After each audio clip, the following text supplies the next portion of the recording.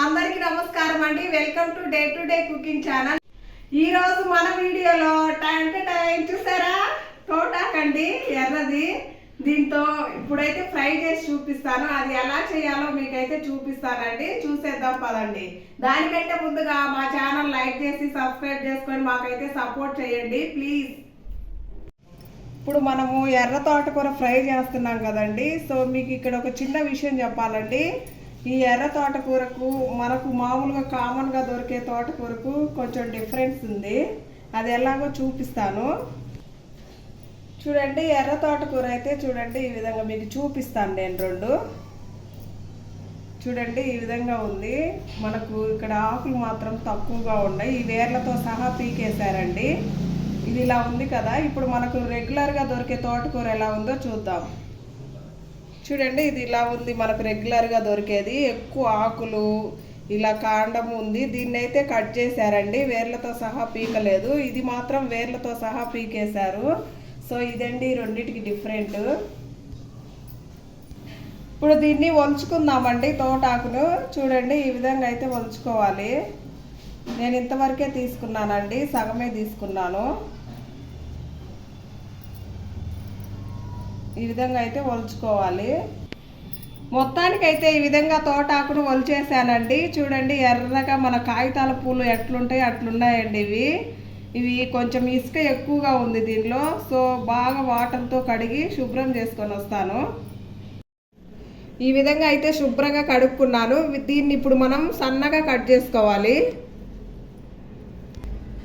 ఆకుకూర ఎప్పుడైనా ఇలా తుంచుకున్న తర్వాత ఈ విధంగా అయితే కడిగిన దాన్ని శుభ్రంగా ఇలా కట్ చేసుకోవాలండి సన్నగా. ఇవి కాడలు కొంచెం గట్టిగా ఉన్నాయి. సో ఇలా సన్నగా కట్ చేసుకుంటే మనకు త్వరగా కుక్ అయిపోతుంది.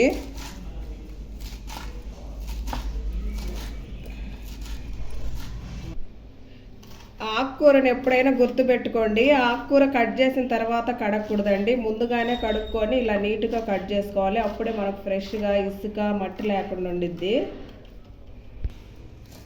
ఈ విధంగా అయితే మొత్తం కట్ చేశానండి ఇలా సన్నగా. చూడండి ఈ విధంగా కట్ చేసుకున్నాను. ఎర్రగా భలే ఉందండి ఫ్రెష్గా. ఈ విధంగా అయితే ఎర్ర తోటకూరను కట్ చేసి పెట్టుకున్నాను కదండి. ఇప్పుడు దీంతో ఎర్ర తోటకూర ఉల్లికారం వేసి చేస్తాను. సూపర్గా ఉంటుందండి. బేసిక్గా అయితే ఈ తోటకూర రెడ్ కలర్ది. సో ఎవరికి సరిగా తెలియకపోవచ్చు, చాలా అరుదుగా లభిస్తుంది ఇది. సో దీని ప్లేస్లో మీరు నార్మల్గా వాడే తోటకూర కూడా వేసుకొని చేసుకోవచ్చండి నేను చేసిన విధంగా. సో ఇప్పుడు ఎలా చేయాలో చూద్దాం. ముందుగా ఉల్లికారం ఎలా చేయాలో చూద్దామండి. నేను 2 కట్టలు తోటాకు అయితే తీసుకున్నా కదా. సో దానికైతే ఈ సైజులో 3 ఉల్లిపాయలు తీసుకున్నాను. చూడండి ఈ 3 తీసుకున్నాను. వీటిని ఇప్పుడు కట్ చేసుకోవాలి. ఉల్లిపాయలు ఈ విధంగా కట్ చేసుకోవాలండి. ఇదిగో ఈ సైజులో కట్ చేసుకోవాలి. ఎందుకంటే మనం మిక్సీ వేస్తాం కదా. సో అందుకని ఈ సైజులో అయితే కట్ చేసుకుంటే సరిపోతుంది. ఇప్పుడు మనం తరిగి పెట్టుకున్న ఉల్లిపాయ ముక్కలు వేసుకోవాలి. ఒక మిక్సీ జార్ తీసుకొని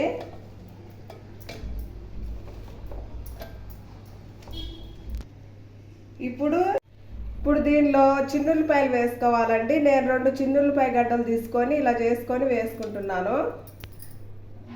ఇప్పుడు 2 స్పూన్లు అయితే కారం వేసుకోవాలి. నేను 2 కట్టలు తీసుకున్నాను కదండి. సో 2 స్పూన్లు సరిపోతుంది. మాది స్పైసీగా ఉండిద్ది కారము. సో మీరు కారం చూసి వేసుకోండి మీది. ఇప్పుడు 1 స్పూన్ అయితే జీలకర్ర వేసుకోవాలి. సాల్ట్ వేసుకోవాలి. రుచికి సరిపడా సాల్ట్ వేసుకోండి. ఇప్పుడు మూత పెట్టుకొని మిక్సీ పట్టుకొని వస్తానండి. మీ దగ్గర రోలు ఉంటే రోట్లైనా దంచుకోవచ్చు.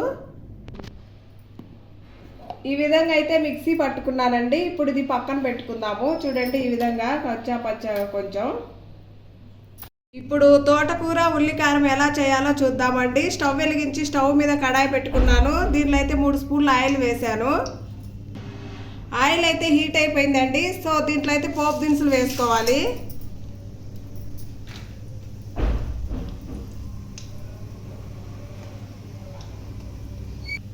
ఇప్పుడు ఇవి చిటపట అంటున్నాయి కదండి. సో ఎండుమిర్చి అయితే వేసుకోవాలి.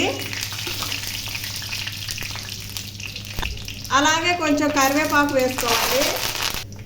ఇప్పుడు 1 నిమిషం పాటు వేయించుకోవాలి. వేగిపోయాయి కదా. ఇప్పుడు మనం ముందుగా మిక్సీ పట్టిన కారం వేసుకోవాలి, ఉల్లి కారము.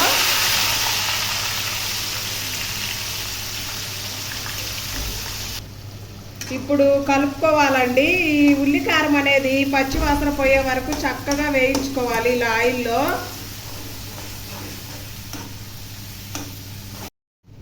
ఈ విధంగా అయితే ఒక 5 మినిట్స్ వేయించానండి. ఇది చూడండి, ఆయిల్ అయితే సపరేట్ అవుతూ ఉంది కదా. సో ఇప్పుడు మనము ఈ తోటాకు వేసుకుందాము. ఈ విధంగా వేసాను కదండి. ఇప్పుడు ఒక 2 మినిట్స్ అయితే మూత పెట్టేసుకుందాము, త్వరగా మెత్తబడిపోతుంది. చూడండి, ఈ విధంగా అయితే మూత పెట్టుకోవాలి. తోటాకు వేసి 2 మినిట్స్ అయిపోయిందండి. సో ఇప్పుడైతే మూత తీసి చూద్దాం ఎలా ఉందో. ఈ విధంగా అయితే మెత్తబడిందండి. సో ఇప్పుడైతే కలుపుకుందాం ఒకసారి.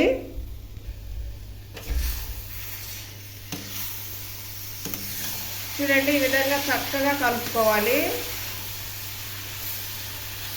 ఇలా కొంచెం మెత్తబడిన తర్వాత కలుపుకుంటే మనకు తోటాకు కింద పోకుండా ఇలా చక్కగా మనకు కలపడానికి కూడా ఈజీగా ఉండిద్దండి.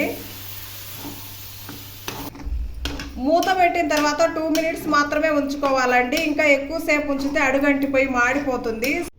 ఇలా ఒకసారి కలుపుకొని మళ్ళీ మూత పెట్టేసుకుంటున్నానండి. త్వరగా మగ్గిపోయి మనకు త్వరగా కుక్ అయిపోతుంది. ఈ విధంగా మూత పెట్టుకోవాలి. ఇప్పుడు మూత తీసి చూద్దామండి ఎలా ఉడికిందో. చూడండి, ఈ విధంగా అయితే ఉడికింది. ఇలా ఒకసారి కలుపుకోవాలండి. 2 మినిట్స్కి ఒకసారి మూత తీసుకుంటూ ఇలా కలుపుకుంటూ మళ్ళీ మూత పెట్టుకుంటూ కుక్ చేసుకోవాలండి. ఆకుకూర కొంచెం టైం పట్టిద్ది ఉడకడానికి. అందులో ఇది ఎర్ర తోటకూర కదండి, కొంచెం ఎక్కువ టైం పట్టిద్ది. ఇప్పుడు మూత తీసి చూద్దామండి. ఈ విధంగా అయితే ఉందండి. చూడండి, ఆయిల్ సపరేట్ అవుతూ ఉందండి. సో ఇప్పుడైతే నేను ఒక 1/2 టీ స్పూన్ అయితే ధనియాల పొడి వేస్తున్నాను. చూడండి, 1/2 టీ స్పూన్ ధనియాల పొడి వేస్తున్నాను. ఇప్పుడు ఒకసారి కలుపుకోవాలి. కలుపుకొని ఉప్పు అయి చెక్ చేసుకోండి. నాకైతే సరిపోయింది. ఈ ఎర్ర తోటాకును 10 నిమిషాల పైనే ఉడికించుకోవాలండి. మేము సన్నగా కట్ చేసినా కూడా మాకు 10 నిమిషాలు టైం పట్టింది. సో మీరు ఇంకా సన్నగా కట్ చేసుకోండి. ఎంత సన్నగా కట్ చేసుకుంటే అంత తొందరగా ఉడుకుతుంది. సో మొత్తానికి తోటాకు ఉల్లికారం అయితే రెడీ అయిపోయిందండి. ఇప్పుడైతే స్టవ్ ఆఫ్ చేసుకొని ప్లేట్లోకి సర్వ్ చేసుకుంటాను. సో మొత్తానికైతే ప్లేట్లో సర్వ్ చేసుకున్నానండి. ఇప్పుడు దీని టేస్ట్ ఎలా ఉందో మీకు తిని చెప్తాను. చూడండి, ఈ విధంగా వేసుకొని ఇలా ఎక్కువ కూర కలుపుకోండి, అప్పుడే బాగుంటుంది.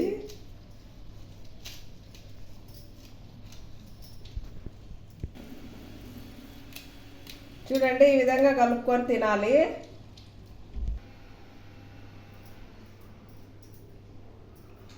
టేస్ట్ మాత్రం సూపర్గా ఉందండి. ఎర్ర తోటకూర అయినా కూడా చాలా బాగుంది టేస్ట్. మీరు కూడా కంపల్సరీగా ట్రై చేయండి. ఈ విధంగా ఈ తోటకూర బాగా ఉడికిందండి. ఇది రైస్ రోటీలోకి సూపర్గా ఉంటుంది. మా వీడియోస్ నచ్చినట్లయితే లైక్ చేసి సబ్స్క్రైబ్ చేసుకొని షేర్ చేయండి ప్లీజ్ అండి. చాలా మంది చూస్తున్నారు కానీ సబ్స్క్రైబ్ చేయడం మర్చిపోతున్నారు. సో సబ్స్క్రైబ్ చేయడం మర్చిపోకుండా ప్లీజ్ సబ్స్క్రైబ్ అండ్ లైక్ అండి. Thanks for watching. Bye bye.